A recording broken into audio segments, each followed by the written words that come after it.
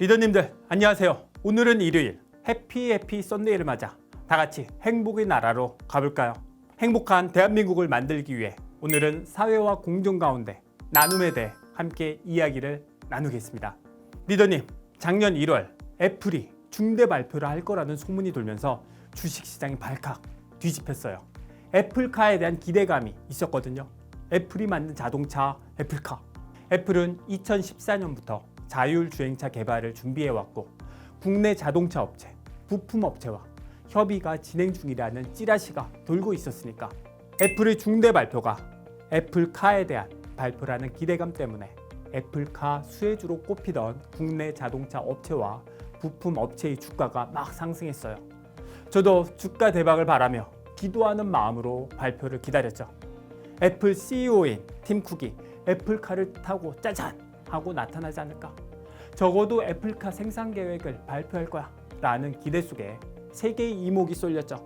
하지만 애플의 중대 발표에 애플카 얘기는 없었어요.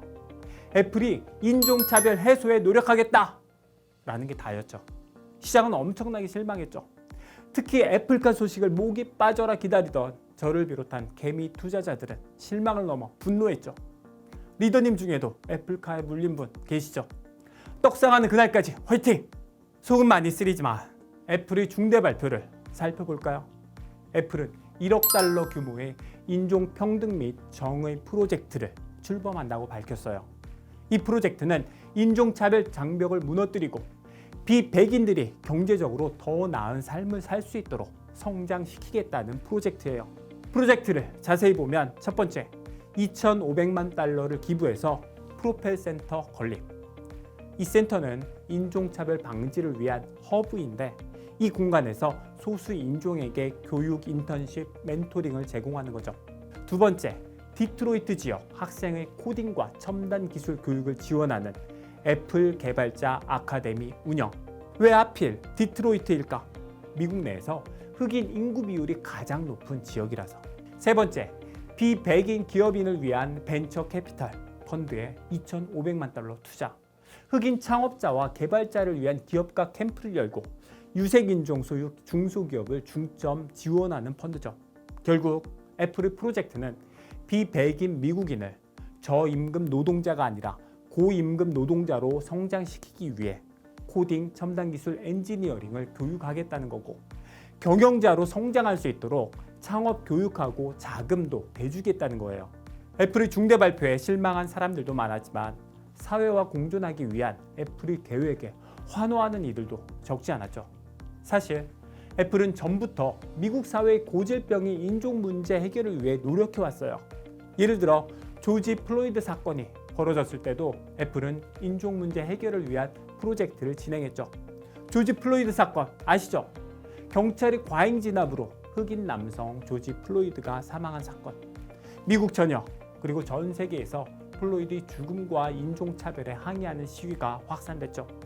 이 시위의 구호가 바로 흑인의 삶도 소중하다. Black Lives Matter.